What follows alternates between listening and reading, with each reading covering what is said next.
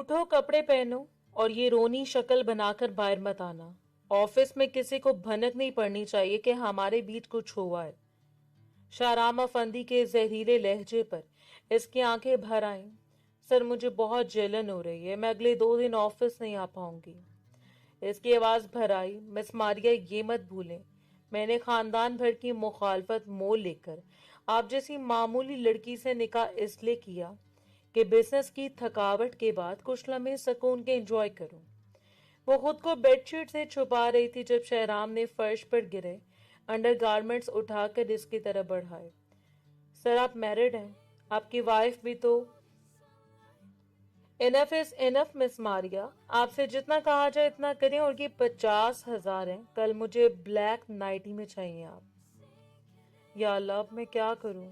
इतनी तूफानी बारिश, इस बारिश में तो सवारी मिलना भी बहुत मुश्किल है। मारे इस वक्त ऑफिस से बाहर एक छोटे से शेड के नीचे खड़े होकर बारिश से बचने की नाकाम कोशिश कर रही थी। इसे आज काम करते करते शाम हो गई थी। सर, शहराम अफंदी काम के मामले में बहुत सख्त हैं। पिछले 2 दिन से तबीयत खराब होने की वजह से मारिया ने 2 दिन ऑफिस से छुट्टी की थी और आज इसकी टेबल पर 2 दिन का पिछला सारा काम पड़ा हुआ था, जिसे निपटाते निपटाते इसे शाम हो गई थी। और अब जब बाहर निकली तो बरसती बारिश उसका मुंह चिढ़ा रही थी। घर की तरफ देखा, शाम होने में अब कुछ ही देर बाकी थी। अंधेरा होने से पहले पहले वो घर पहुंचना चाहती थी, वरना भाभी के भड़काने पर भाई के गुस्से का पारा बुलंद होता जाता। अब तो वो गुस्से में आकर ऐसे 1-2 थप्पड़ भी लगा दिया करते थे। वो ये सब सिर्फ और सिर्फ माँ की वजह से बर्दाश्त करने पर मजबूर थी। इसने बहुत बार अपनी माँ से कहा कि अब मैं अच्छी जॉब करने लगी हूँ, अम्मी अब मेरे साथ चले, हम लोग यहाँ नहीं रहेंगे, हम लोग एक अलग घर में सुकून से रहेंगे। जमीला बेगम ने इसका चेहरा दोनों हाथों में थामा और मुस्कुराते हुए कहने लगी, बेटी ऐसी बात दोबारा सोचना भी मत। अपना घर अपना ही होता है। तुम्हारा भाई जैसा भी है, सर का साहिबान तो है ना। बाहर की दुनिया को नहीं जानती, अकेली औरतों को ये जालिम जमाना नोच कर खा जाता है। अम्मी, ऐसे तपते साहिबान का क्या फायदा जो आपको साया तो दें मगर साथ आपको झुलसा के भी रखें। बेटा, फिर भी ये मेरा घर है जो मैंने बहुत मोहब्बत और कितने ख्वाब आंखों में सजा कर बनाया था। तुम्हारे बाप की जिंदगी की सारी कमाई ये घर है। अब मैं घर छोड़कर कैसे जा सकती हूँ? और वो अम्मी की बात पर मुंह बसोड़ कर रह जाती। इस वक्त भी इसका ध्यान अम्मी की तरफ था जब तक वो घर पर ना पहुंचती। भाभी ने बातें सुना सुनाकर हलकान करती रहती। तभी इसके पास शहराम की गाड़ी आकर रुकी थी। क्या बात है मिस मारिया, अभी तक आप यही हैं? सर, शहराम की आवाज पर वो अपने ख्यालों से चौंक कर बाहर आई। जी सर, कब से किसी गाड़ी का इंतजार कर रही हूँ मगर कोई सवारी नहीं मिल रही। इस मौसम में सवारी मिलना बहुत ही मुश्किल है, आप आए मेरे साथ, मैं आपको आपके घर ड्रॉप कर देता हूँ। मारिया इसकी पेशकश पर गहरी सोच में पड़ गई थी। अगर वो शहराम की गाड़ी में बैठकर घर जाए तो कहीं कोई नया फसाना न खड़ा हो जाए। भाभी तो हर वक्त इसकी खोज में रहती थी मगर इस वक्त इनकार करना भी मुनासिब नहीं था। न जाने कब तक इसे यूं ही खड़ा रहना पड़ता। क्या सोच रही है मिस मारिया? आ जाए, मुझे फिर एक जरूरी काम से भी जाना है। अब की बार शहराम के अंदाज में नागवारी झलकती थी। मारी अब चलते हुए इनके गाड़ी में आकर बैठ गई थी। बारिश में खड़े होने की वजह से इसके कपड़े जगह जगह से जिस्म के साथ चिपके थे, जिन्हें वो हाथ की मदद से अलहदा कर रही थी। शहराम की नजरों ने इसके सर से लेकर पांव तक तवाफ किया था। लड़की तो बहुत खूबसूरत है, आज से पहले मुझे इसके हुस्न का अंदाजा नहीं हुआ। वो इसकी भीगी पलकों से बेदाग चेहरे और गुलाबी होंठों को देखकर सोचने लगा था, कमाल है, कितना टाइम हो गया इसे ऑफिस में काम करते हुए और मैंने नजर भरकर ऐसे देखा तक नहीं। अपना एड्रेस समझाए मुझे। मारिया के एड्रेस बताने पर इसके माथे पर शिकनों के जाल बिछने लगे थे। हो माय गॉड मिस मारिया, आप इतने पसमानदा इलाके में रहती हैं, वहां की तो सड़कें भी टूटी फूटी सी हैं। मेरी गाड़ी खराब हो जाएगी। सर, फिर आप मुझे यहीं पर रोक दें, मैं किसी रिक्शे में चली जाऊंगी। नहीं मिस मारिया, ये कोई बात नहीं, आप परेशान मत हो, मैं आपको आपके घर तक ही बताने पर इसके माथे पर शुकनों के जाल बिछने लगे। ओह माय गॉड मिस मारी, आप इतने पसमानदा इलाके में रहती हैं, वहां की तो सड़कें भी टूटी फूटी सी हैं, मेरी गाड़ी खराब हो जाएगी। सर फिर आप मुझे यहीं पर रोक दे, मैं किसी रिक्शे में चली जाऊंगी। नहीं मिस मारिया, ये कोई बात नहीं, आप परेशान मत हो, मैं आपको आपके घर तक ड्रॉप कर दूंगा। जब वो लोग घर के दरवाजे तक पहुंचे थे तो तूफानी बारिश में रुके थे। घर करीब पहुंचकर मारिया ने शहराम को चाय की ऑफर की थी। शहराम इसे इनकार करना चाहता था, मगर फिर जाने क्या सोचकर वो गाड़ी से उतरकर नीचे आ गया। मारिया का खौफ से खून खुश्क हो गया। इसने तो महज यूं ही मरवतन ये बात कही थी, इसे अंदाजा नहीं था कि शहराम सच में चाय पीने पर तैयार हो जाएगा।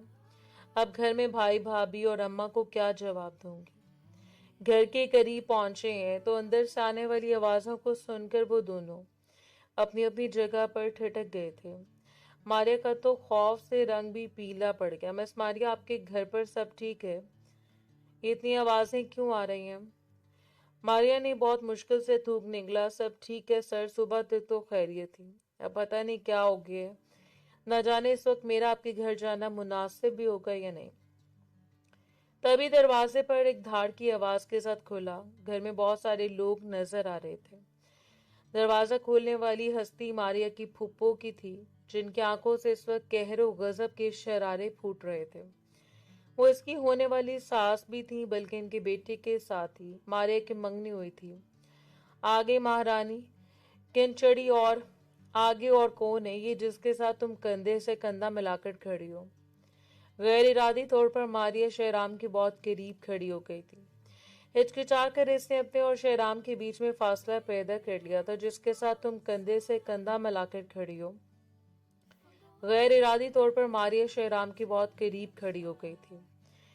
हिचकिचाकर इसने अपने और शहराम के बीच में फासला पैदा कर लिया, मगर वहां पर मौजूद जितने भी लोग हैं, इनकी आंखों में मारिया के लिए इस कदर गुस्सा, नफरत और तमस्कुर नजर आ रहा था कि मारिया को अपना सांस लेना भी दूभर महसूस होने लगा। क्या हो गया है? सब लोग मुझे इस तरह क्यों देख रहे हैं? और सब लोग घर में क्यों इकट्ठे हुए हैं? गलत मुझे ये बताओ बीबी कि ये कौन है?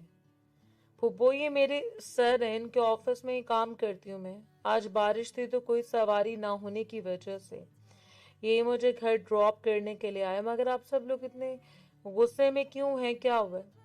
काम से वापस आने में देर सवेर तो हो जाती है, मगर ये क्या कि भाभी ने पूरा खानदानी घर पर इकट्ठा कर लिया। बेटा, तुम्हारी भाभी ने अब जो किया बिल्कुल ठीक किया, और वो हमेशा ही ठीक थी। हम ही इसे गलत समझते थे। अरे ऐसी बदकिरदार लड़की जो घर वालों की आंखों में धूल झोंके, जो गैर लड़कों के साथ ताल्लुक बनाया, ऐसी लड़की को घर में कौन रखता है? फूफो बस करें, अब आप बहुत बोल रही हैं। ऐसा क्या कर दिया मैंने जो आप इल्जाम लगा रही हैं? शहराम भी खामोशी से इनकी सारी बातों को सुन रहा था। लोगों देखो जरा, एक तो चोरी, ऊपर से सीना जोरी। अब नुमान भी बाहर आ गए थे। गुस्से से इन्होंने मारे के मुंह पर पे दर पे कई थप्पड़ मारे। शहराम ने इन्हें पकड़कर पीछे किया। ये कोई तरीका नहीं है इस तरह बात करने का। वो आपकी बहन है, आपके घर की इज्जत है, और आप सब लोगों ने दरवाजे पर तमाशा लगा दिया। आसपास मोहल्ले वाले क्या सोचेंगे? आपको जरा भी ख्याल नहीं है जो कुछ इसने किया है क्या वो सही है? ऐसे हमें किसी को मुंह दिखाने के काबिल नहीं छोड़ा। मारिया तो मुंह पर हाथ रख के बेयकीनी से फटी फटी निगाहों से अपने भाई को देख रही थी, जिसने इतने लोगों के बीच में इसकी जात पर कीचड़ उछालना शुरू कर दिया था। नुमान अब इसे घसीटता हुआ घर के अंदर ले आया।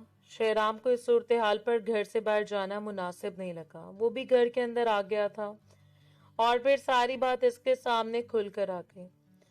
भाभी ने मोबाइल शहराम और मारिया की आंखों के सामने लहराया था, जिसे देखकर मारिया की आंखें शर्म से झुक गई थी। इसमें मारिया की वीडियो थी। इसमें वो बेलिबास गैर इखलाकी हरकत एक लड़के के साथ कर रही थी। वो लड़का कौन था? इसका चेहरा गैर वाजे था, मगर वो मारिया ही थी। इसका चेहरा इस कदर साफ शफाफ नजर आ रहा था कि पहचानने में बिल्कुल भी गलती का इम्कान नहीं था।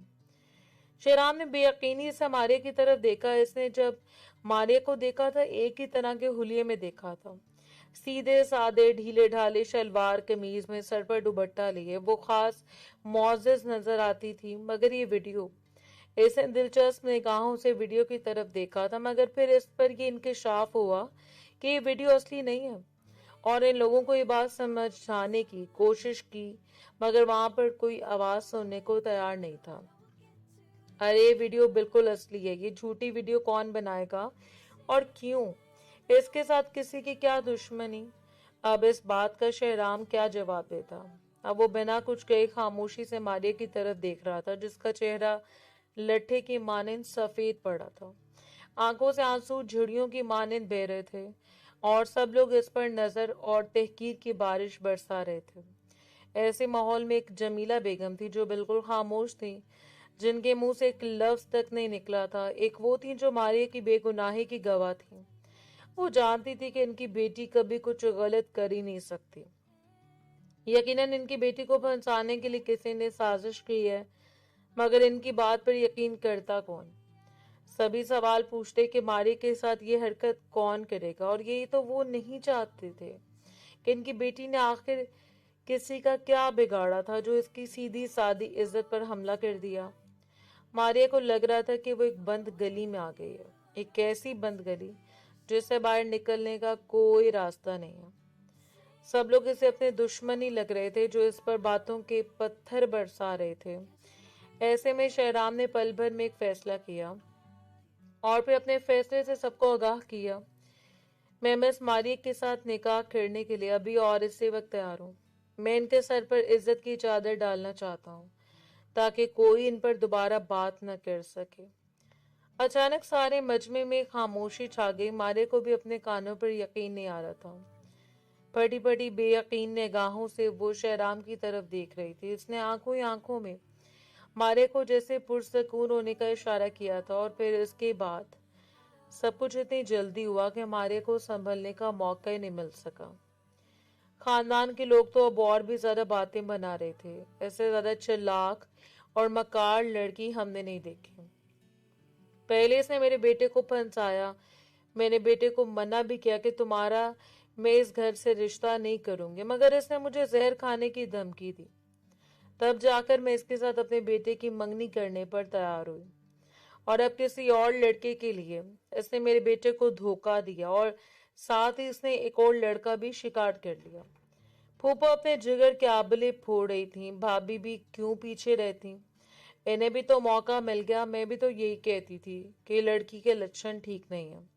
इसके रंग ढंग तो शुरू दिन से खराब थे, मगर आप ही मेरी बात को समझ नहीं सकी।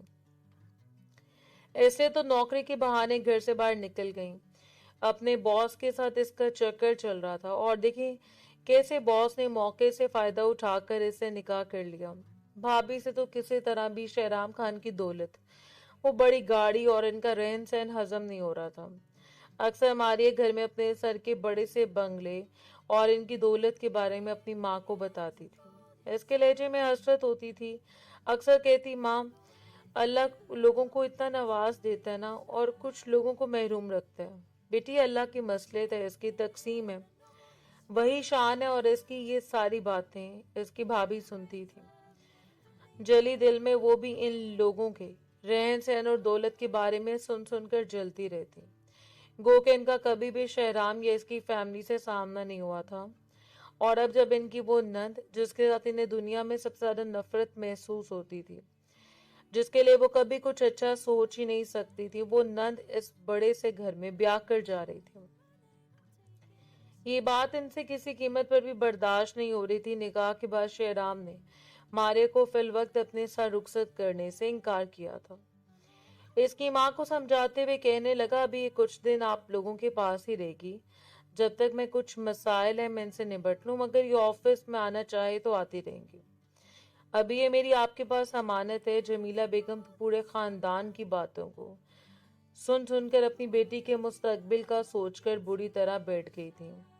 अब जब अपनी बेटी को इतने शानदार इंसान के साथ मंसूब देखा, तो अब इनके वजूद में सुकून की लहर उतर आई थी।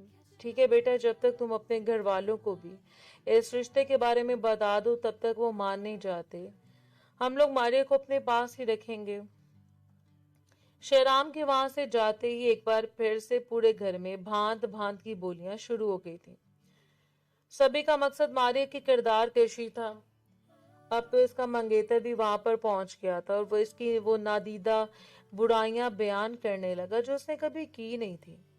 वो खुद मारिया से बात करने के लिए मरा जाता, बार बार ऐसे कॉल करता और वो इसे जवाब तक नहीं देती थी।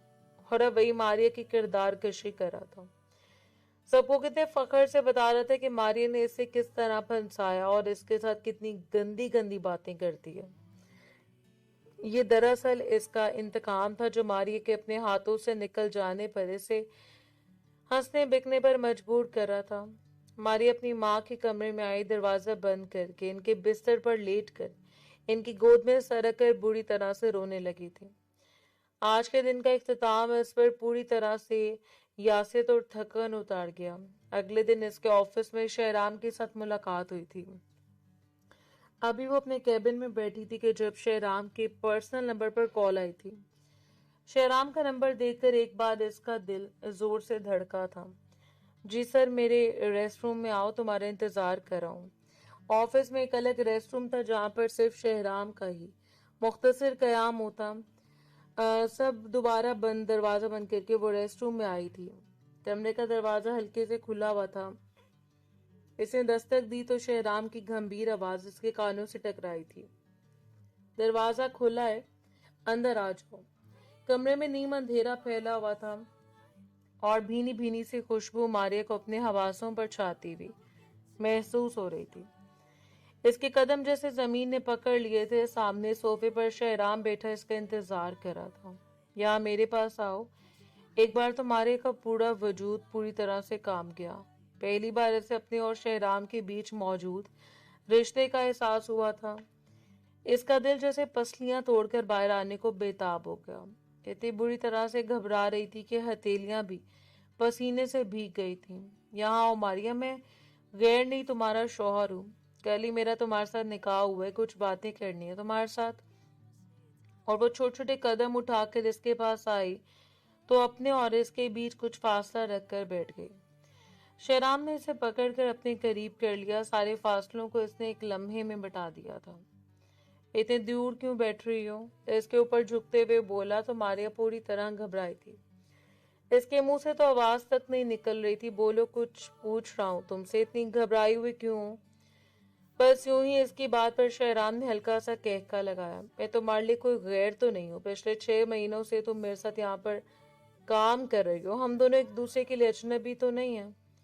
एक लम्हे को मारिया इसकी बात पर चुप रह गई। ऐसे कुछ समझ नहीं आ रहा था कि वो क्या कहे।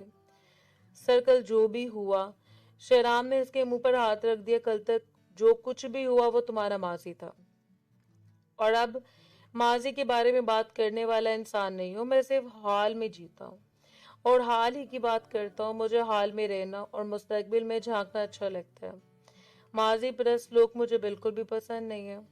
मारिया के सीने से जैसे बड़ा बोझ सरका था। वो तो समझ रही थी कि शायद शेराम इससे कल वाले हादसे पर बात करेगा, इसे इस वीडियो के बारे में जोर से सवाल करेगा। मगर शेराम तो सिरे से इस बारे में बात करना दूर की बात, सुनने पर भी तैयार नहीं था।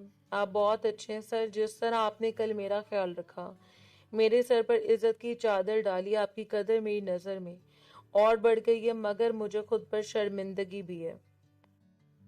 शहराम जो उसके बालों की लटों से खेलते हुए इसकी बात गौर से सुन रहा था, आखिरी बात पर चौंका था। शर्मिंदगी? कैसी शर्मिंदगी? आप मेरी वजह से मुश्किल में पड़ गए सर। अरे तो मैं मुश्किल में कैसे पड़ गया भला? मुझे मुश्किल में डालने वाला अभी कोई पैदा ही नहीं हुआ।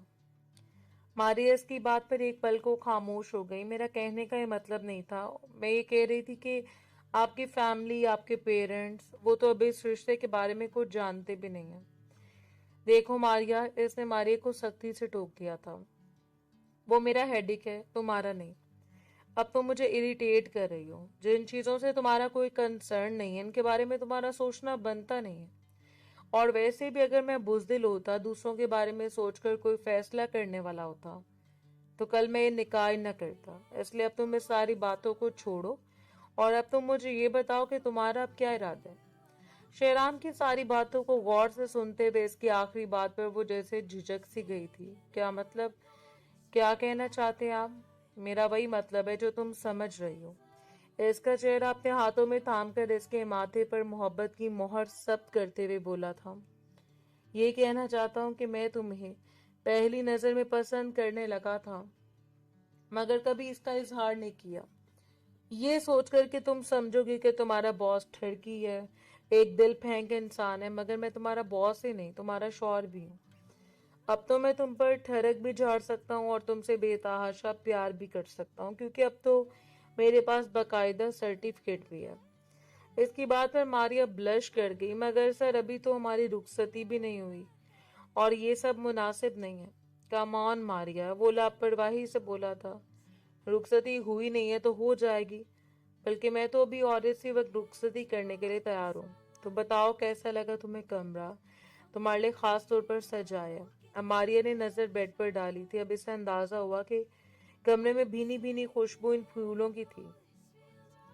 शेराम ने बेड पर ताजा फूलों की सेज सजा रखी थी और वह इसका हाथ पकड़कर फिर स्टेज की तरफ आया।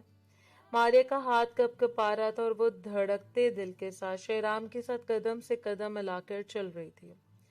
और फिर शेराम ने इसे इस कदर प्यार दिया कि वो अपना आप भी जैसे भूल गई थी। आज इसे लग रहा था कि वो दुनिया की खुशकिस्मत तरीन इंसान है। इसे इतना अच्छा, इतना चाहने वाला, इतना शानदार इंसान मिला है, जिसके सामने हजारों लोग सर झुका देते हैं, जिसके सामने लोग भूलने से पहले भी सोचते हैं, और वो आदमी इस पर मर मिटा था। इसे अपनी खुशकिस्मती पर रश्क आ रहा था। आज ना शेहराम खुद ऑफिस में गया था और ना इसे कोई काम करने दिया। जब छुट्टी का वक्त हुआ तो तब इसने खुद ही मारिया को घर पर ड्रॉप किया था। अब मारिया को किसी बात का डर भी नहीं रहा था, ना किसी के सवालों का, ना किसी की बातों का। शेराम इसका शौहर था, एक मजबूत साहिबान इसके साथ था। वो भला किसी की बातों से क्यों कर डरती? शेराम ने गाड़ी से उतरते हुए इसके हाथ पर कुछ पैसे रखे थे। ये क्या? ये तुम्हारा खर्चा, बीवी और तुम्हारी सारी जिम्मेदारियों का ख्याल रखना भी मेरा फर्ज बनता है, मगर मुझे इसकी इतनी खास जरूरत नहीं है। अभी कुछ दिन पहले ही तो मैंने सैलरी ली थी, इसमें से कुछ पैसे मेरे पास पड़े हैं। मारिया इसके हाथ से पैसे लेते हिचकिचाई थी। शेराम इसके झिझक को समझ गया, खुद इसके पर्स की जिप खोलकर इसमें पैसे डाल दिए थे। इसमें शर्माने की क्या बात है मारिया? ये तुम्हारा हक है जो तुम अपने शौहर से ले रही हो, बल्कि तुम तो खुद मुझसे धौंस जमा कर अपना खर्चा ले सकती हो। अब तुम जाओ। और हाँ मारिया, जब वो गाड़ी से उतरने लगी तो शेहराम ने इसे फिर से रोका था। कल तुमने रेड कलर के कपड़े पहनकर आने, रेड कलर मेरा फेवरेट है और तुम पर ये कलर बहुत अच्छा लगता है। मारिया का चेहरा इसकी तारीफ पर खिल सा गया। हंसते मुस्कुराते हुए घर में दाखिल हुई थी। भाभी ने इसे हसद की निगाह से देखा था। इनके दिल में कितनी ख्वाहिश थी इस लड़की को बर्बाद करने के, मगर इसकी किस्मत अच्छी थी कि वो इनकी हर चाल से बच जाती। इस लड़की पर किस्मत कितनी मेहरबान है। हसरत से इसे देखते हुए वो भूल गई थी कि किस्मत का इख्तियार किसी इंसान के पास नहीं, बल्कि ऊपर जो जात बैठी है इसके पास है। वो जब चाहे, जिस वक्त चाहे, किसी की भी तकदीर का रुख अपनी मर्जी के मुताबिक मोड़ सकता है। कभी खाली दामन का दामन खुशियों से भर सकता है, तो कभी खुशियों से मुकम्मल इंसान को भी महरूमियों की दलदल में धकेल सकता है। ये तो सब इसके फैसले हैं, सब इसकी तकसीम, मगर मारिया की भाभी जैसे कमजोर लोग इस हकीकत को तस्लीम नहीं करते थे। इन्हें लगता था कि वो अपनी चालाकी और मकारी से सारी दुनिया खरीद सकते हैं, मगर फिर जब ऐसे लोग मुंह के बल गिरते हैं तो तब इन्हें अंदाजा होता है कि इनकी औकात एक मच्छर से ज्यादा नहीं है। इन दिनों मारिया की खुशी से हवाओं में उड़ती जा रही थी। हर रोज वो ऑफिस में जरूर जाती, मगर अपने कैबिन में नहीं, बल्कि शेहराम के रेस्ट रूम में। अब जो शेहराम के कहने पर इसने अपने कैबिन पर जाना भी छोड़ दिया था, सीधा वो रेस्ट रूम में आती। अक्सर ऑफिस का कोई मुलाजिम इसे देखता तो वो हैरान रह जाता। अक्सर मुलाजिम इसके बारे में गलत अंदाज में बात भी करने लगे थे, मगर शेहराम के डर के मारे कोई कुछ कहकर अपने पांव पर कुल्हाड़ी मारने के हक में नहीं था। सारा सारा दिन वो रेस्ट रूम में बैठी रहती। शेहराम भी कई घंटे इसके साथ बिताता। वो इसकी पसंद के खाने ऑर्डर करता, इसे इसकी पसंद की शॉपिंग करवाता। इन चंद दिनों में इसने मारिया को खुशियों से मुकम्मल कर दिया था। इसे इतने तोहफे दिए कि इसकी अलमारी इन तोहफों से भर गई थी और खुशी से हर चीज माँ को दिखाती। वो इसका खुला हुआ चेहरा देखकर खुद भी खुश हो जाती। बेटा, इंसान की मोहब्बत को तोहफों के साथ नहीं तोलना चाहिए। नहीं माँ, मैं भी इतनी कमजोर नहीं हूँ कि इन तोहफों से अपने शौहर की मोहब्बत को तोलूंगी कि अगर वो तोहफे देंगे तो इनसे मोहब्बत है, अगर वो खाली हाथ हो जाएंगे तो क्या मैं इससे मोहब्बत नहीं करूंगी। मैं ऐसी नहीं हूँ, ये तो बस इनकी मोहब्बत है जो मुझे हर लिहाज से मुकम्मल करना चाहते हैं। मैं भी तुम्हें यही समझा रही हूँ बेटा कि हमेशा अपने शौहर की कदर करना।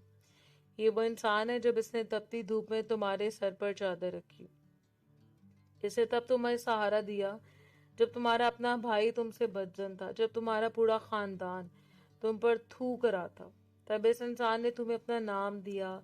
इस इंसान की हमेशा कदर करना, और ये बात तो वो खुद भी बहुत अच्छे से जानती थी। इन दिनों वो शहराम की मोहब्बत में सर से पांव तक मुकम्मल तौर पर डूब चुकी थी। ऑफिस में 2-3 लड़कियों से इसकी दोस्ती भी थी। कुछ देर तक इन लड़कियों के पास चली जाती और इन दोनों बातों बातों में इसने सुना था कि शहराम की बीवी के साथ इसकी लड़ाई हो गई है। शायद वो लड़ाई झगड़ा करके अपने घर चली गई है। शहराम ने भी सरसरी अंदाज में इसे बात बताई थी। जब मारिया ने बात सुनी तो इसका दिल खुशी से बिल्लियों उछलने लगा। इसका मतलब ये कि बहुत ही जल्द मैं इस घर में बहू की हैसियत से जाने वाली हूँ। 2-3 बार शहराम इसे अपने इस बंगले में लेकर गया था, जिसे देखकर इसकी आंखें हैरत की ज्यादती से फैल गई थी।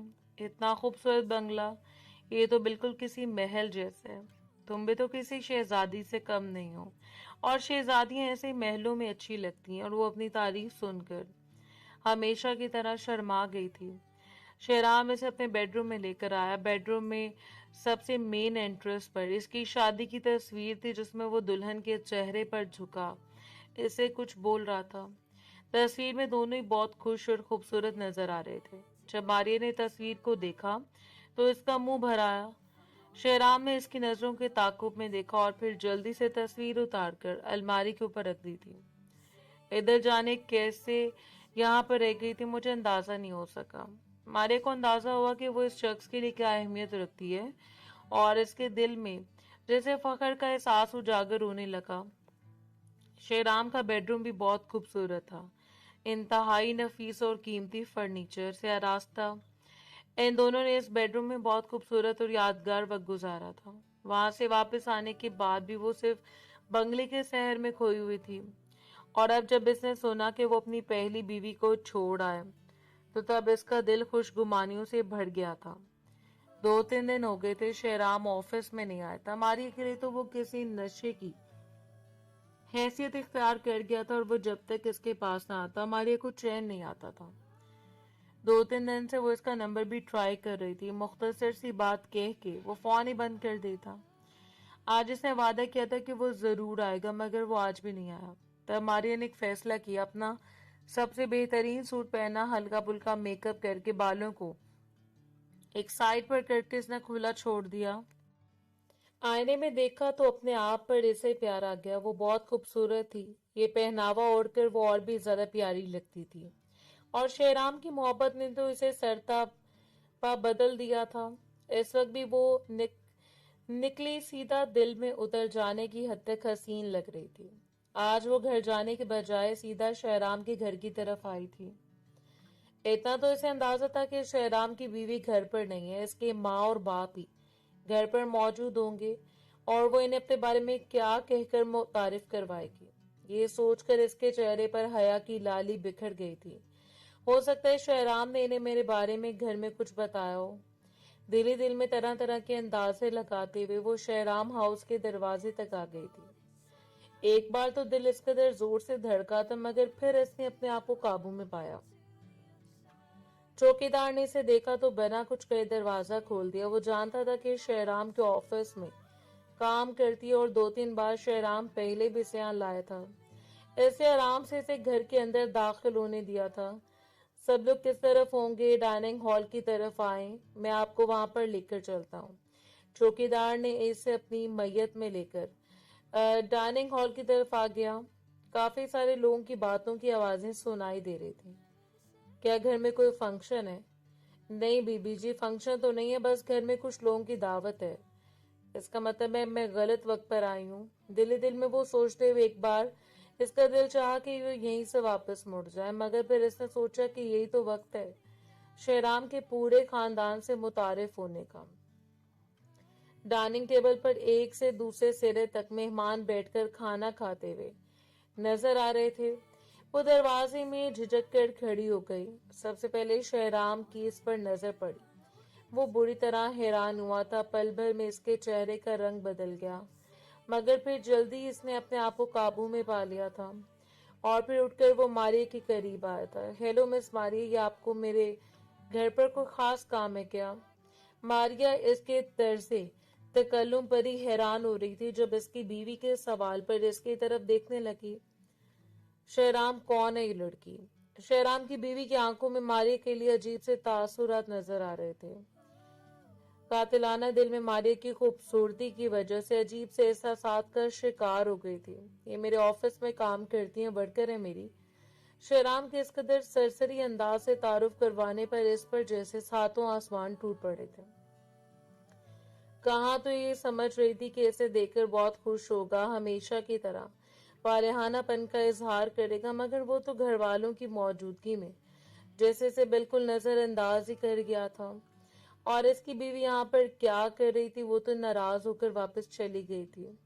मारिया ये नहीं जानती थी कि 2 दिन पहले ही शहराम की अपनी बीवी के साथ नाराजगी खत्म हो गई थी। आज ये दावत से खुशी में थी। ये सभी लोग शहराम के ससुराल वाले थे। सभी ने मारिया की गैर मामूली खूबसूरती को नोट किया था। कईयों की आंखों में इसके लिए हसद था तो कई अजीब सी नजरों से इसे देख रहे थे। वो भी जल्दी खुद को संभाल कर बात बदल कर बोली थी, ये सर आपकी जुबैर इंडस्ट्रीज के साथ अहम मीटिंग थी और इनके लिए प्रेजेंटेशन भी तैयार करनी थी। इस प्रेजेंटेशन के बारे में आपसे बात करने के लिए आई थी। अहम पॉइंट्स कौन से होने चाहिए, हाइलाइट्स में क्या रखना चाहिए, बस यही सब आपसे डिस्कस करना था। मारिया की बातें तो बिल्कुल आम सी थी, मगर इसका लहजा मामूली नहीं था और इसके देखने का अंदाज जो शिकारी नजरों से शहराम को देख रही थी और वो जैसे नजरें चुरा रहा था, ये सब देखने वाले को बुरी तरह से ठटकने पर मजबूर कर गया था। शहराम की अपनी बीवी पूरी पूरी तरह इनसिक्योर महसूस करने लगी थी और शहराम के माँ बाप वो भी मारिया को गुस्से से घूरने लगे थे।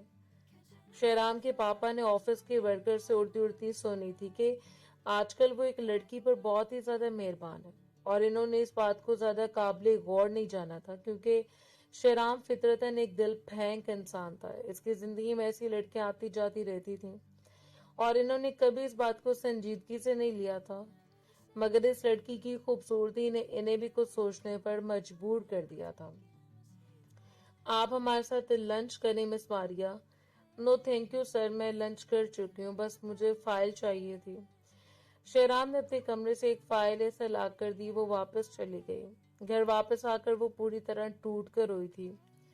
इसके ख्वाब किस तरह से चिकनाचूर हुए थे, वो अपने आप से नजरें मिलाने के काबिल नहीं रही थी। इससे घर आए कुछ ही देर हुई थी जब शहराम की इसके नंबर पर कॉल आने लगी। यकीनन अभी मुझसे माफी मांगेंगे, अपने रवैये पर माजरत करेंगे। यही सोचकर इसने कॉल अटेंड करके कान के साथ लगाई थी, मगर शेराम की धाड़ नुमा आवाज इसके कानों से टकराई तो मोबाइल इसके हाथ से छूटते छूटते बचा था। ये आज तुम किस खुशी में मेरे घर तक चली आई? क्या सोच कर कि मैं तुम्हारी सरकत से बहुत खुश होऊंगा, तुम्हें बहुत अप्रिशिएट करूंगा। मुझे आपकी याद आ रही थी। इतने दिन हो गए आप ऑफिस में आए नहीं, इसलिए आपसे मिलने के लिए आपके घर तक आ गई। ओ कम ऑन मारिया, तुम बच्ची नहीं हो जो तुम बच्चों जैसी हरकतें कर रही हो। मेरी फैमिली है, मेरा एक खानदान है और तुम्हें मैं क्या कहकर सबसे मुतारिफ करवाऊंगा कि कौन हो तुम? तुम्हारी बीवी। इसके लिए आपने मुझसे निकाह किया है। बीवी हूं मैं आपकी। एक पल को वो खामोश हुआ था। हाँ बीवी हो, मगर मत भूलो कि मैंने निकाह किन हालात में किया था। तुम्हारे सर पर मैंने हाथ रखा था, मगर शायद तुम इस बात को भूल रही हो। ये तुम्हारी पहली गलती थी, इसलिए मैं तुम्हें माफ कर रहा हूँ, मगर दोबारा तुम ऐसी कोई गलती मत करना, फिर शायद तुम्हें माफ करना मुश्किल हो जाए। कॉल बंद करके उसने जोर से मोबाइल बेड पर उछाला था। मारिया तो फूट फूट कर रोने लगी थी। दूसरी तरफ शहराम भी गुस्से से खोल रहा था कि इसे मारिया से इस हरकत की उम्मीद नहीं थी। इतने दिनों के बाद इसकी बीवी शहरीन इसके साथ इतने अच्छे तरीके से बात कर रही थी। दोनों के दरमियान सब कुछ ठीक हो रहा था और इस लड़की ने आकर दोनों के बीच में शकूक और शुबहात को पैदा कर दिया। शहरीन जब कमरे में आई तो उसने ब्लैक रंग की नाइटी पहन रखी थी। इसमें वो बिलाशुबा बहुत खूबसूरत लग रही थी। गैर इरादी तौर पर शहराम इसके हुस्न में खोकर रह गया था। इसके साथ मोहब्बत भरी बातें करते हुए वो मारिया को बिल्कुल फरामोश कर गया। शहरीन, शादी को 2 साल हो गए, अभी तक तुमने मुझे बच्चे की खुशी नहीं दी। मैं चाहता हूँ कि जल्द से जल्द मैं भी एक बच्चे का बाप बन जाऊं। शरीन जो उसकी मोहब्बत की खुमार में खोई हुई थी, इसकी बात पर सहम गई थी। क्या हो गया है शेराम, अभी हमारी उम्र ही क्या है? इस मुसीबत में पड़ने के लिए सारी जिंदगी पड़ी है, हो जाएंगे बच्चे भी। शरीन, ये मेरी ख्वाहिश है, क्या मेरी ख्वाहिश तुम्हारे लिए कोई मायने नहीं रखती? शेराम, इस वक्त मेरा मूड बहुत अच्छा है, मैं किसी किस्म की बहस में पड़ना नहीं चाहती। ओके ओके, अभी मैं इस बारे में बात नहीं करता, मगर तुम जल्दी इस बारे में सोचना, मुझे भी औलाद की खुशी चाहिए। इन दिनों वो मारे को जैसे बिल्कुल भूल ही चुका था। शहरीन वापस इसकी जिंदगी में क्या आई, जैसे सारे सोए हुए रंग फिर से हासिल हो गए।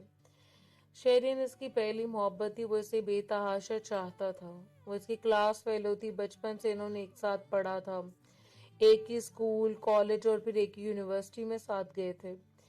सारा सारा दिन वो दोनों साथ साथ रहे थे और फिर माँ के खिलाफ जाकर इसने शहरीन से शादी की थी। इन्हें लगता था कि वो शहरीन के साथ गुजारा नहीं कर सकेगा। शहरीन के मिजाज में बहुत हकमानापन है, मगर वो सब इसकी मोहब्बत में अंधा था। ऐसे सब कुछ नजरअंदाज कर दिया और शादी के बाद इन दोनों की जरा जरा सी बात पर लड़ाइयां झगड़े होने लगे। एक दिन इसी बात पर वो लड़कर चली गई थी। जब इसने कई बार वो मनाने के लिए गया, इसने आने से इनकार कर दिया, तो वो भी जिद में आ गए। इन दिनों इसने मारिया से निकाह कर लिया। वक्ती तौर पर वो इसके हुस्न से घायल होकर इसकी तरफ मतवज्जो हो गया था। एक बार मोहब्बत की बारिश कर दी, मगर फिर जब दोबारा से शहरीन इसकी जिंदगी में आई तो वो मारिया से बिल्कुल नावाकिफ हो गया। मारिया के लिए तो इसकी मोहब्बत किसी नशे की हैसियत रखती थी। अब जब वो इसकी तरफ से गाफिल हुआ तो वो पूरी तरह बेचैन हो गई। वो बार बार इसे कॉल करती, मगर वो इसकी कॉल ना उठाता। सुबह से शाम तक वो रेस्ट रूम में बैठी इंतजार करती रह जाती, मगर वो कमरे में ना आता। इसके ऑफिस में जाती तो वो काम का बहाना बनाकर इसे वहां से भेज देता। ऐसा नहीं था कि वो इसकी कोई जरूरत पूरी नहीं कर रहा था, बल्कि मुलाजिम के हाथ वो इसकी जरूरत की सारी चीजें इस तक पहुंचा देता, मगर नहीं देता था तो वक्त और मोहब्बत ही, जिसकी मारिया बुरी तरह से आदी हो गई थी। और अब इसके बगैर जीना मारिया को जैसे बिल्कुल मुहाल लग रहा था। वो ये सोचकर टूट कर रोई कि अब जब बीवी वापस आ गई है तो वो इसकी जिंदगी से ऐसे निकल गए जैसे कभी था ही नहीं।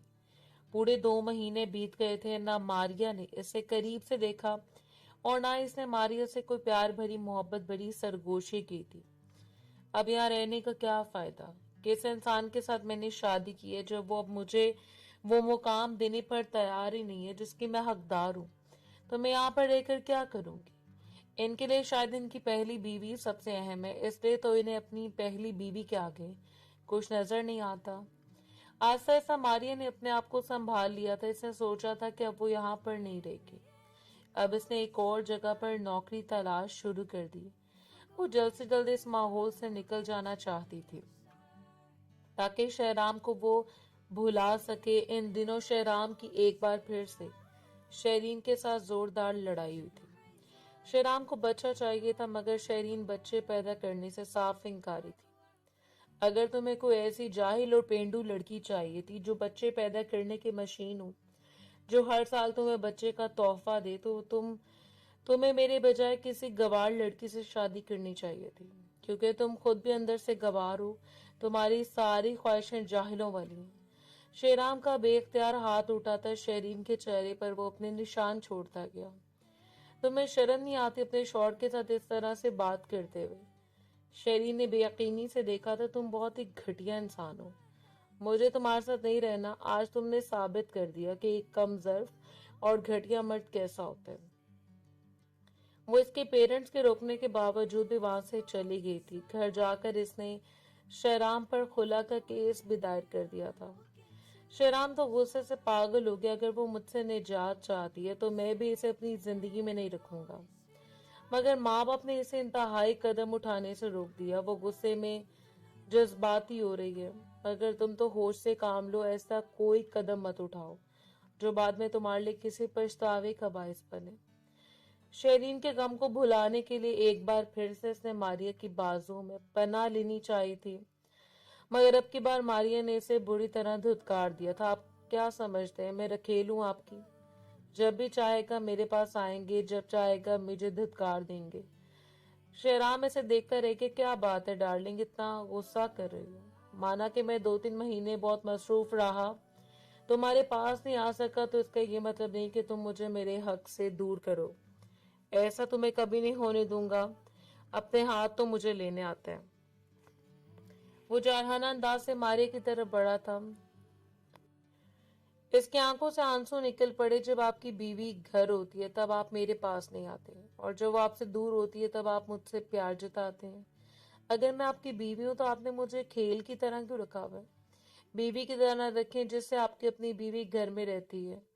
मारिया आज पहली बार से इस तरह सवाल जवाब कर रही थी। शहराम को इसका सवाल ड्रॉप करना पसंद नहीं आया था। मारिया, तुम मत भूलो कि तुम्हारे साथ मैंने किन हालात में निकाह किया। अगर तुम इतनी अच्छी होती तो तुम्हारा अपना खानदान तुम इस तरह बुरा भला क्यों बोलता? वो तो मैं था जिसने आंखों देखी मक्खी निकली। मेरे अलावा कोई तुम्हें अपनाने पर कभी भी तैयार ना होता। अब जब तुम्हें मैंने सब कुछ दे दिया तो तुम नाशुक्री कर रही हो। मारिया को इसका ताना किसी ताजियाने की तरह लगा था। वो फूट फूट कर रोई थी। शेराम ने आज जबरदस्ती से अपना हक वसूल किया था और इस बात पर इसे कोई शर्मिंदगी भी नहीं थी। वो फिर वहां से चला गया तो मारिया भी अपने घर आई थी। अब इसने फैसला कर लिया था कि दोबारा शेराम के ऑफिस नहीं जाएगी। इसने अब दूसरे ऑफिस में जॉब शुरू कर ली थी। इसका रंग रूप बिल्कुल गहना गया था, बिल्कुल जर्द पड़ गई थी, बहुत कमजोर सी हो गई थी। माँ इसकी हालत देखकर परेशान होती रहती। क्या बात है मारिया, तुम्हारी शेराम से कोई लड़ाई तो नहीं हुई? वो अपनी माँ को परेशान नहीं करना चाहती थी, इसलिए माँ को इसने तबीयत खराबी का बोलकर टाल दिया था। इन दिनों इसकी माँ की तबीयत खराब हुई। इनका बीपी शूट कर गया था। अस्पताल लेकर जाने में देर हो गई थी। रास्ते में जमीला बेगम ने दम तोड़ दिया था। इनके जाने के बाद तो मारिया बिल्कुल अकेली रह गई थी। माँ के मरने पर वो फूट फूट कर रोई थी। ऐसे लगने लगा था कि वो तपते साइबान के नीचे अकेली रह गई है। कुछ दिन गुजरे तो इस पर एक अजीब इंकशाफ हुआ था। वो माँ बनने वाली, और इस इंकशाफ का होना ही था कि इसकी आंखों के तले जैसे अंधेरा सा छा गया। इसकी भाभी को जब ये सच पता चला तो इन्होंने इसे आड़े हाथों लिया। शाम को जब इसका भाई घर आया तो भाभी ने खुद हाथ नचा नचा कर इसके किरदार की धज्जियां बखेर दी थी। अरे हमने तो इसकी रुखसत ही नहीं की थी, सिर्फ निकाह किया था और बीबी जी ने ये गुल खिला दिया कि माँ बनने वाली है। अब जरा अपनी बहन से पूछो इस बच्चे का बाप कौन है? इसका शौहर शहराम, या फिर वो जिसके साथ इसने वीडियो बनाई थी? बस कर दें भाभी, आपको खुदा का खौफ आना चाहिए। नुमान ने एक जोर से थप्पड़ इसके चेहरे पर रसीद किया था।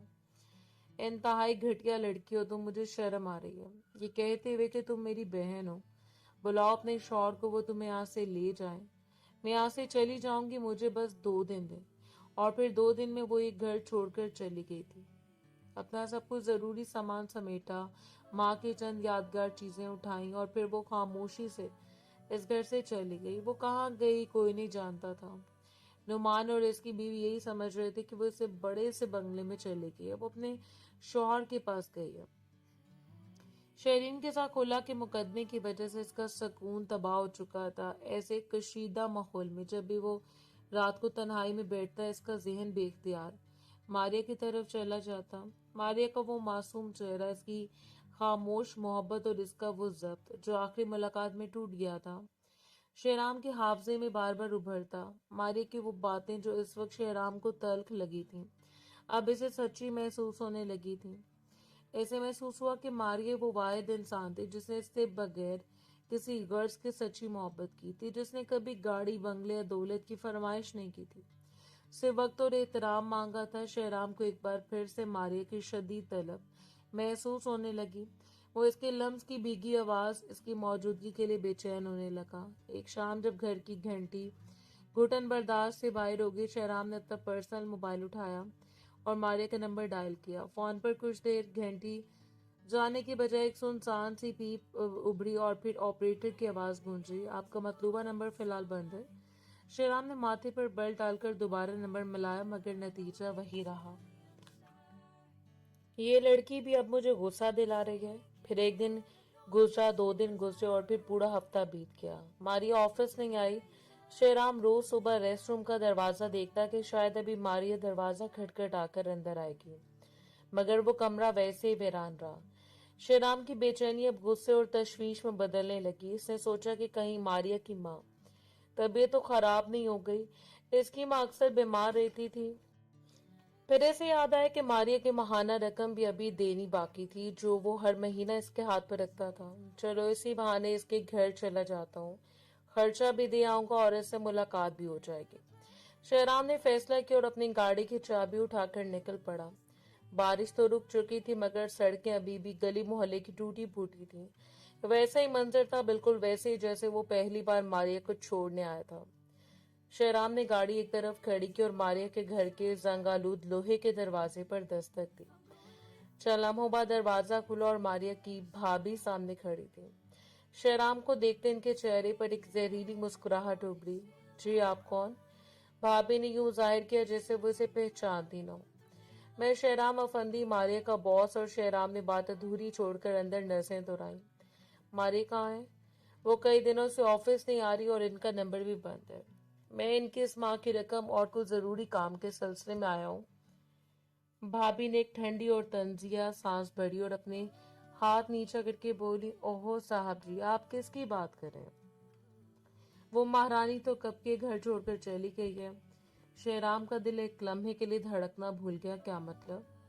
घर छोड़कर चली गई है? कहाँ गई है वो? हमें क्या पता कहाँ गई है। भाभी के लहजे में बला का जहर था। जब अपने गुल खिलाती फिरेगी तो घर वाले कहाँ तक बर्दाश्त करेंगे? क्या मतलब? शेराम हैरान हुआ जिस दिन हमें पता चला कि वो हामला है। तब इसका भाई ये बात बर्दाश्त नहीं कर सका, इसे फिर घर से निकाल दिया। अब अपने इस नाजायज बच्चे के बाप के पास गई है, ये कहाँ हमें कुछ मालूम नहीं। शेराम के पैरों तले से जैसे जमीन निकल गई। इसके कानों में साए साए की आवाजें आने लगी। हामला? शेराम की जुबान लड़खड़ा गई। हाँ जी बिल्कुल, माँ बनने वाली थी वो बीबी। और जब भाई ने पूछा कि बच्चा किसका है तो साहबजादी अपना बिस्तर गोल करके खामोशी से निकल गए। हमने तो सोचा था आपके पास ही आई होगी, आखिर बॉस जो ठहरे आप इनके, साथ में शौहर भी। भाभी के आगे की बातें शहराम के कानों तक नहीं पहुंच रही थी। इसका पूरा वजूद एक शदीद झटके की जद में था। मारिया हामला थी, वो इसके बच्चे की माँ बनने वाली थी। और वो बच्चा किसके लिए? वो शहरीन के आगे हाथ जोड़ता रहा, जिस औलाद की तड़प ने इसे रातों को सोने नहीं दिया था। वो औलाद मारिया के पेट में पल रही थी और इसने इस मारिया को क्या दिया था? ताने, धुतकार और बेरुखी। शेराम बिना कुछ कहे उल्टे कदमों गाड़ी की तरफ भागा। इसके ज़हन में धमाके हो रहे थे। या अल्लाह, मैंने क्या कर दिया? वो मेरे बच्चे की माँ बनने वाली थी और मैं इस पर तंज करता रहा। मैंने इसे धुतकारा जब इसे मेरी सबसे ज्यादा जरूरत थी।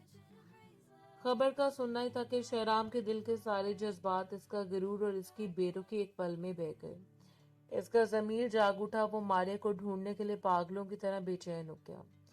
इसने मारिया के तमाम पुराने नंबरों पर पता करवाना शुरू किया। अपने ऑफिस के बंदों को शहर के कोने कोने में मारिया की तलाश में लगा दिया। इसने वो तमाम इलाके छान मारे जहां मारिया का कोई दूर का रिश्तेदार रह सकता था। जब मारिया का कहीं कोई सुराग नहीं मिला, वो हर रोज शाम को गाड़ी लेकर निकलता और शहर की सड़कों पर आवारा गर्दों की तरह से तलाश करता। दिन हफ्तों में और हफ्ते महीनों में बदलने लगे, मगर मारिया जैसे जमीन निकल गई थी या आसमान खा गया था। शहराम की हालत दिन ब दिन बिगड़ती जा रही थी। इसकी आंखों के नीचे स्याह हल्के पड़ गए थे और कामकाज में इसका दिल बिल्कुल नहीं लगता था। तकरीबन 6 महीने बीत गए।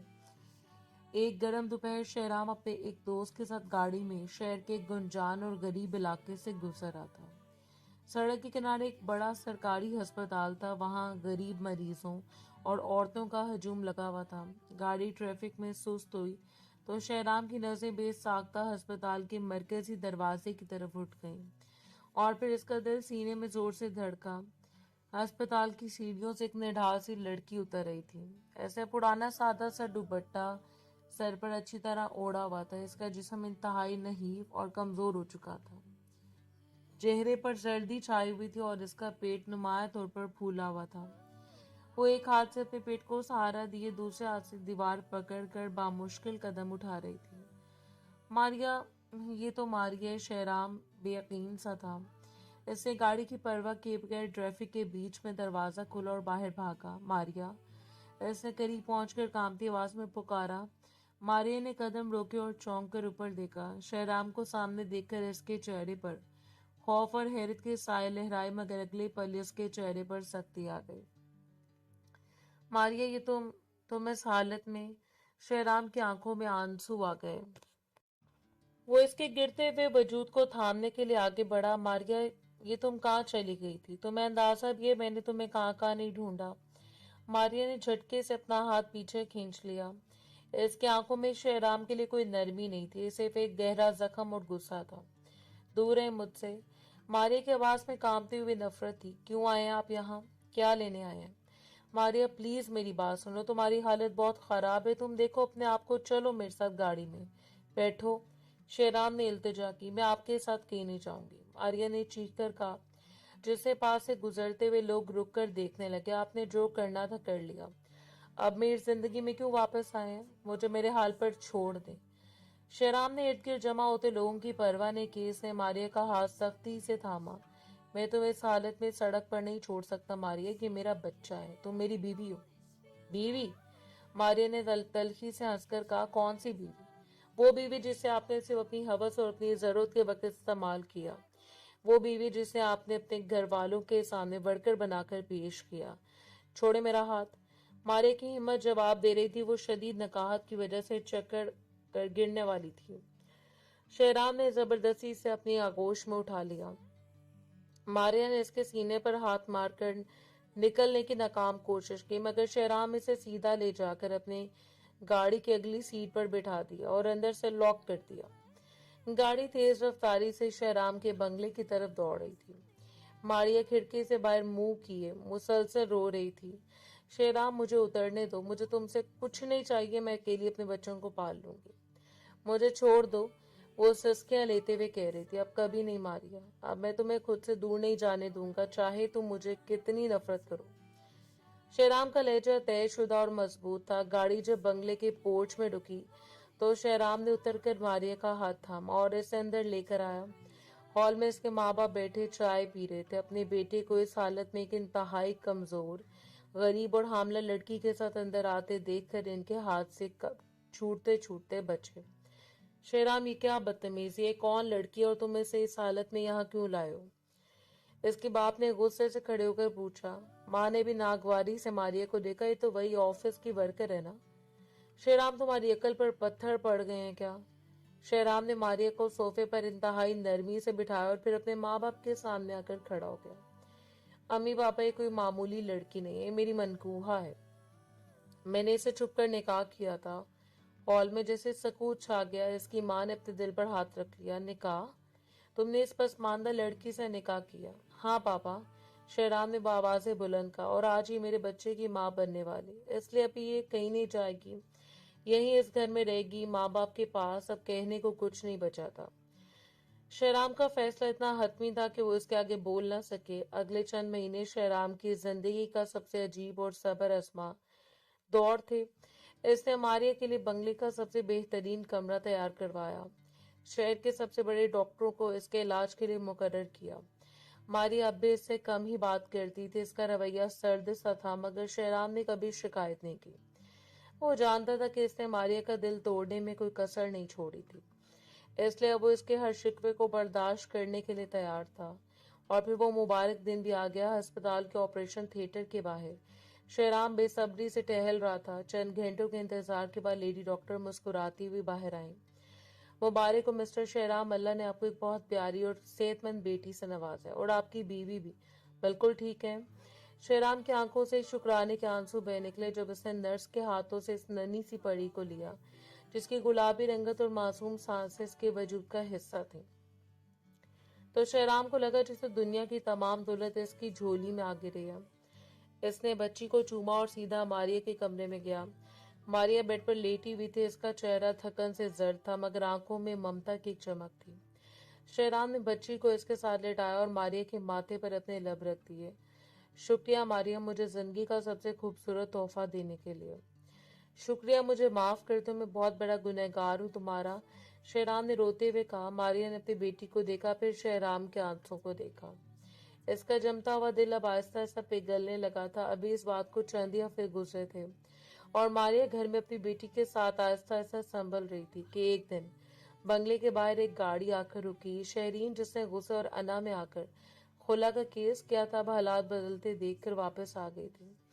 इससे जब पता चला कि शहराम ने खुला के नोट्स को कबूल करने के बजाय खामोशी इख्तियार कर लिया, जब इसे पता चला कि शहराम ने दूसरी शादी कर ली, अब इसके घर में एक बच्ची पैदा हो चुकी है, तो इसकी अना को शदीद ठोकर लगी थी। वो सज धज कर बड़े गरूर के साथ शहराम के डाइनिंग रूम में दाखिल हुई।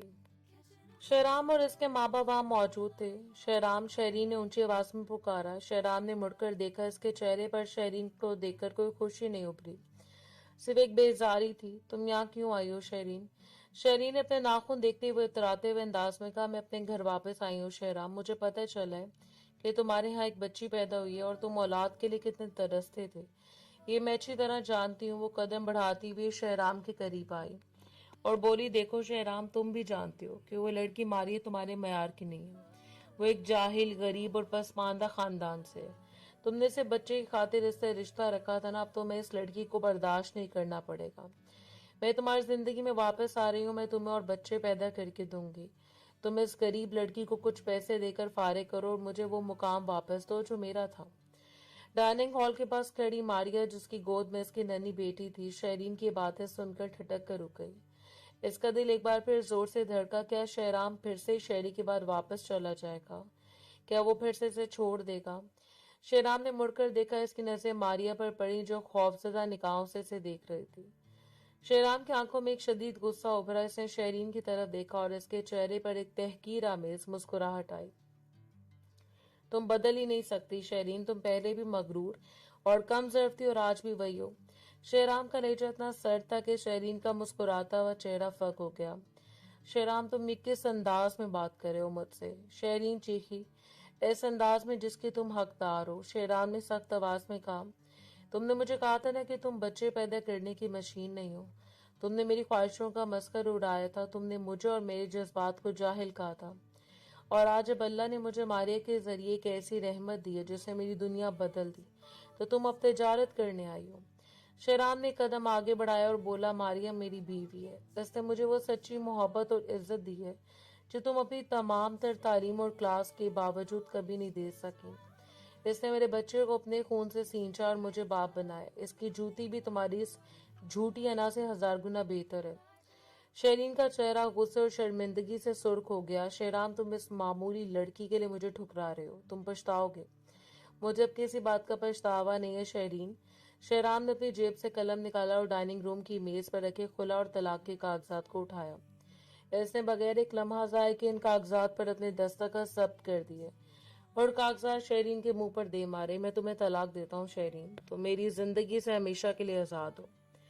शहरीन की आंखें फटी की फटी रह गईं। इसे यकीन नहीं आ रहा था कि जो शहराम कभी इसके इशारों पर नाचता था, आज इसने इतनी बेदर्दी से इसे ठुकरा दिया। वो पैर पटकती हुई जलील होकर वहां से चली गई। शहराम ने एक लंबा और पुरसकून सांस लिया। इसके माँ बाप भी खामोशी से सब देख रहे थे और अब इन्हें भी अंदाजा हो चुका था कि इनके बेटे की हकीकी खुशी मारिया और इसकी बेटी में है। शहराम घूमकर मारिया की तरफ बढ़ा। मारिया की आंखों से खुशी और बेयकीनी के आंसू बह रहे थे।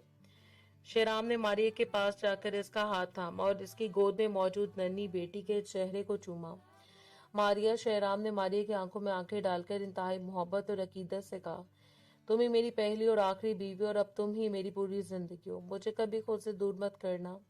मारिया ने पहली बार मुस्कुराते हुए अपना सर शहराम के शाने पर रख दिया। आज इसका इंतजार, इसका सब्र और इसकी तकलीफ खत्म हो चुकी थी। इसे इसके हिस्से की वो तमाम खुशियां और एहतराम मिल चुका था जिसकी वो हमेशा से हकदार थी।